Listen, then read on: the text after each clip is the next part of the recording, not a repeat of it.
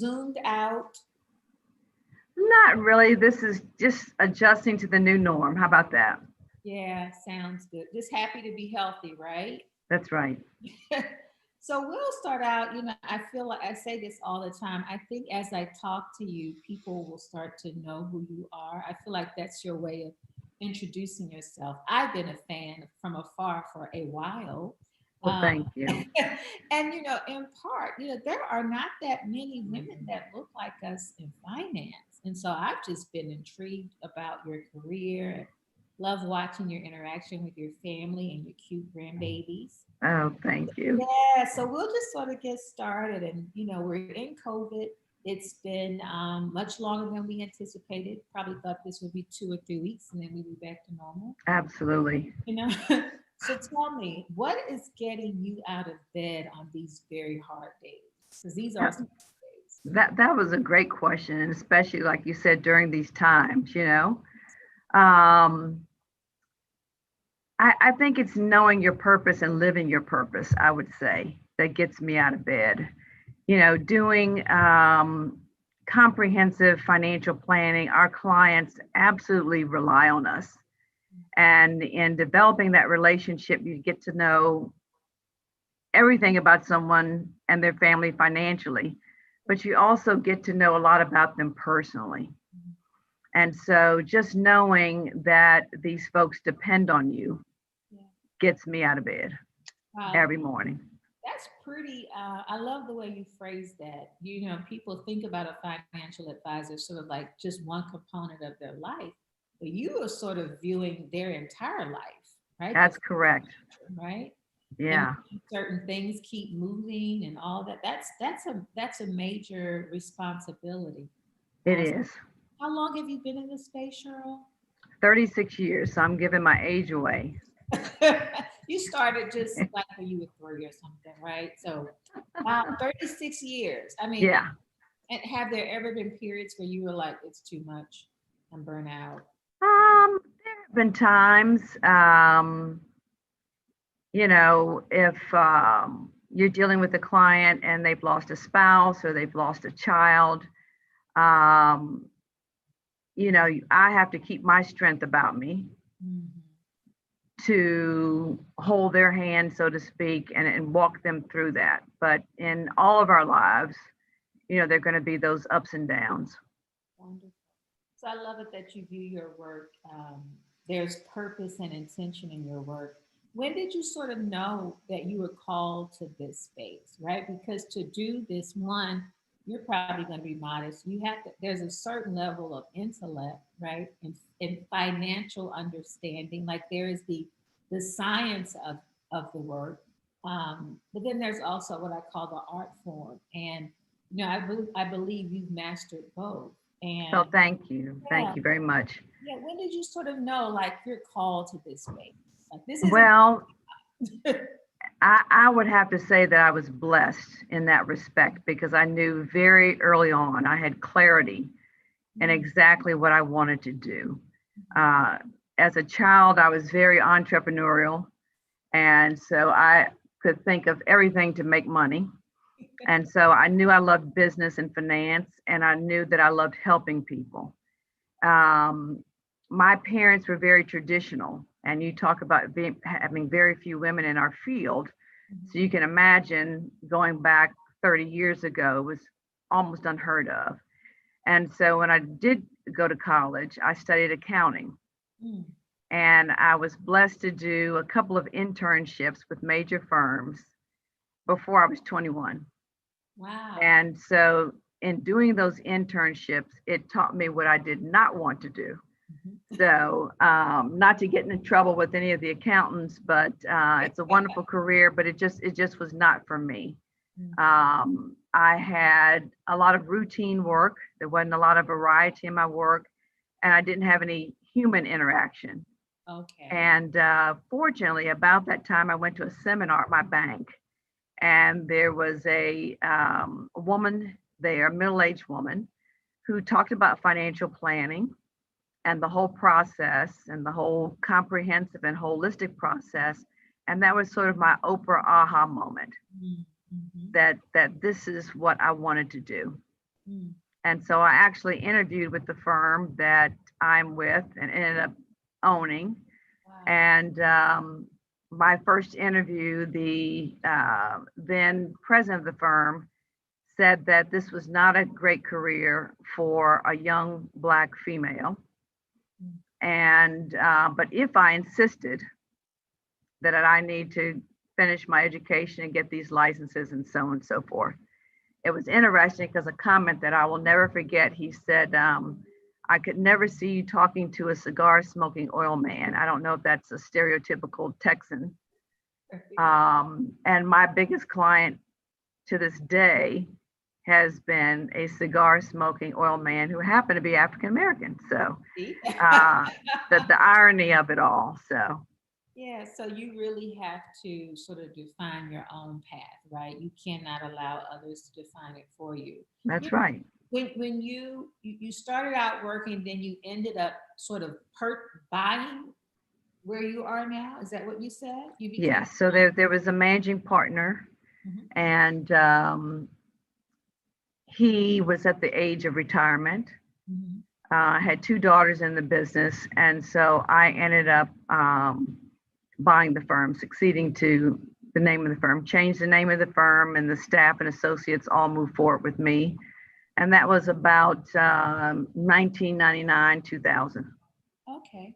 So, That's yeah. wild.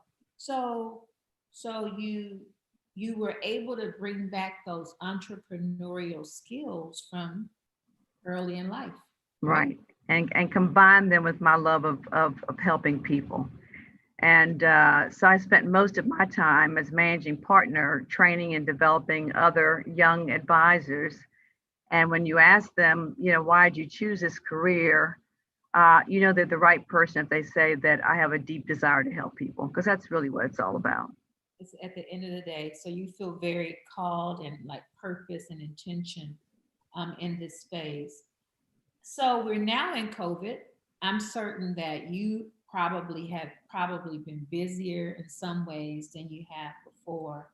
How are you balancing all of this as mom, as grandma, as executive? You know, you are very engaged in community. How are you balancing all of this? And we were joking Yeah. moments ago saying how there's always someone coming through, staying at your place. So it sounds Yeah. like you have a big heart, right? Yeah. Well, thank you. Thank you. I do. I think as women, we learn how to compartmentalize. And so when I step off the elevator at work, I'm in a different mode. When I get out of the car and enter into my home, I'm in another mode. So just being able to compartmentalize and being 100% of who you're supposed to be at that point. I love that.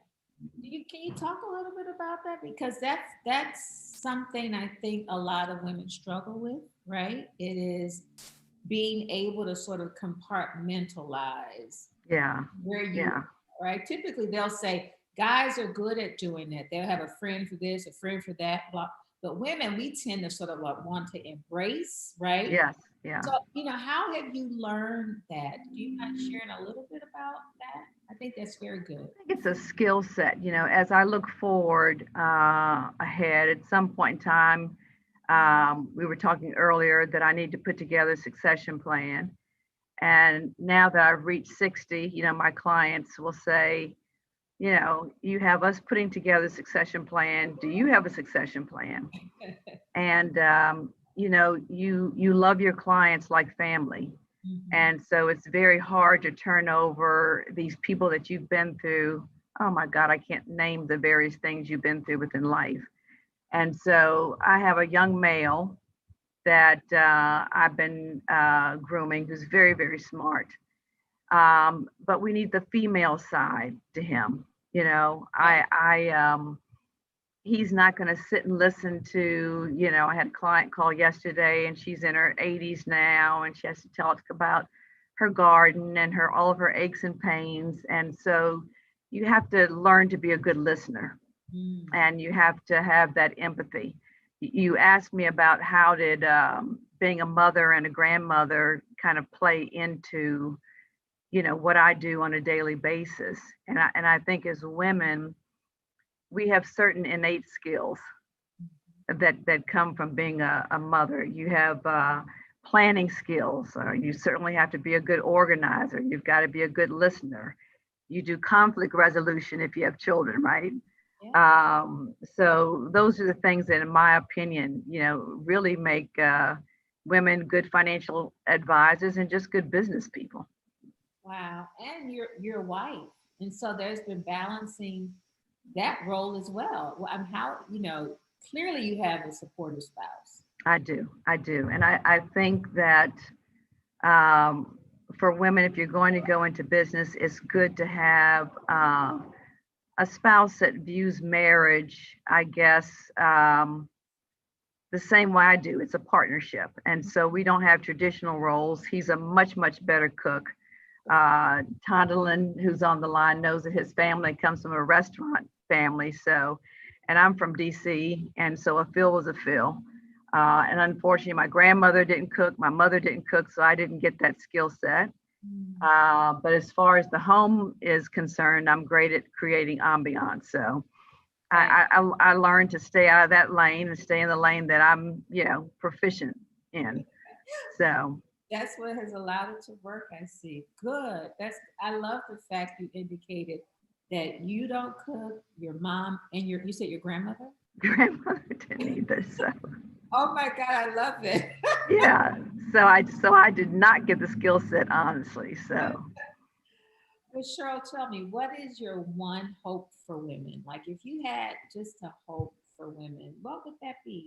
I made a list of those. Yay. You know, I'm am so excited when I get the chance to talk to women in particular, because when you look at the statistics relating to women and financial literacy, they're very disturbing. They're very, very disturbing. I'm just going to hit a couple of them. We still have a very significant pay gap, which is hard to believe in 2020. For every dollar that a man earns, I have here an Asian woman earns 86 cents, a white woman earns 72 cents, a black woman earns 61 cents on that dollar today, and a Latina woman earns 52 cents. So, and these are stats that come from Ellevest magazine. But and it was estimated that because of these pay gaps, that when you get to the end of the line, when you get to retirement, that women have lost right under $1 million. It's 900 and some odd $1,000 in assets because of that pay gap. Women graduate with more debt. So we start out of the gate from school with more debt, and women are 5 times more likely to live paycheck to paycheck. And so I try to encourage women, pull out your budget, look at that budget, cut back on non-essentials, and make sure you have that emergency fund. And you talk about living in a COVID environment. How frightening is that, to lose your job and that's it? You've got nothing. You've got nothing in savings. And so people end up having to do damage by going into their retirement monies. And then the last thing I'd say is that women are 80% more likely to live in poverty. 80% more likely to live in poverty in retirement. So you asked me what my hope for women is. The first thing I'd say is financial literacy. It's not something that we're taught as little girls growing up. I think, the boys of the family are taught more about money. And girls, even today, I talk to young women, and a man is a plan. Not a good plan, not in terms of financial freedom anyway. So to be financial literate, that'd be first. Number 2, I'd say to have the confidence to ask for what you're worth. All right. There should be no reason, if I'm doing the same job as a man, that I'm getting 61 cents on the dollar. But we women need to learn how to speak up, to know our worth. And when it comes time for our reviews, to ask for that raise so that you have a comparable salary for the work that you're doing. Third, I'd say understand the cost of being in and out of the workforce. We're caregivers. we as women have big hearts. So we'll stay at home when we have the children. We'll go back to work. We may have to come out and care for a parent. And when it gets down to it and we're doing these financial plans, it may be something that you can't control, but be in the know of what that cost you in terms of having a reduced Social Security, in terms of having a reduced pension and retirement plan. And there are things that you can do to protect yourself. Making sure your parents have long-term care so you're not paying for their care. That's right. Good point. In certain marital situations, make sure that you have a prenup. You know, we live in a state where things are 50-50, regardless of who earned it. Other states are not so generous, and you find women often on the short end of the stick in a divorce. And then make sure your divorce settlements are equitable. I hear women all the time that say, well, I want to get the house so my kids can stay in the same environment.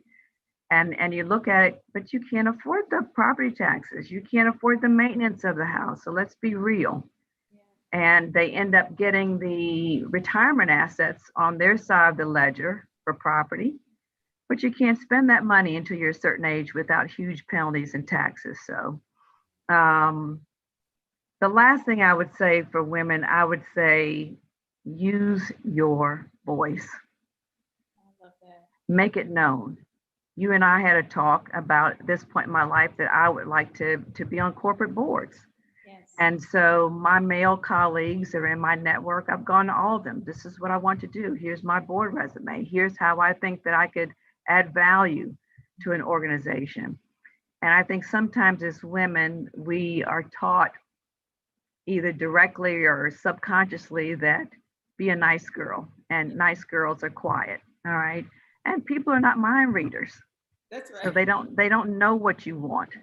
So speak up and ask for what you want and use your voice. So that's what I would say. Wow. So you started out as this little entrepreneurial girl that wanted to help people. You found your path and financial services that allowed you to bring all of this sort of to one place. And, I'd like to sort of close with this. There are probably women who are going to have to transition, Cheryl, post-COVID, right? As Yes. you think about career. And is there just one bit of advice if people are considering your line of work? If there's a woman considering, or perhaps this is my new path, right? Yeah. Yeah. Is there just one bit of advice you would give her? See your worth, understand your confidence. Um, no one gets where they are in life. You don't achieve success alone. And so I know that our firm has an environment of paying it forward. And if I've mentored someone and they've become successful, my expectation is you pay it forward to that young person and you teach them. And their job is to pay it forward. So we all need mentors. And I think a lot of people, whether it's moving into a career like mine or moving into a totally different career. I mean, I know a woman, have a great friend who's lost her job. And so she's great at baking and she's beginning to make a wonderful career out of baking. Everything is online now. Mm-hmm. And so it's just having that confidence, finding a mentor who's come before you and done well at it, and get advice so you don't have to make the same mistakes they made. I love that. Taking advice. Perfect. And that's the perfect segue to the next part of our time together, ladies. It's with a coach. And I knew what I wanted my life to look like, Cheryl, but I didn't know how to get there. Right. So I said, let me find someone that can help me navigate those steps. I cannot tell you how much I appreciate your time today. This has been so great. Oh, thank you. I've enjoyed it. Yeah, it's been affirming, and we are looking forward to seeing you on several or whatever corporate board or board you want to be on. Well, thank you. Thank They will you. be fortunate to have you. Thank you. Well, Thank have a wonderful Thanksgiving, and we you will be too. in touch. You too. All right. Very good. Bye-bye. Bye-bye.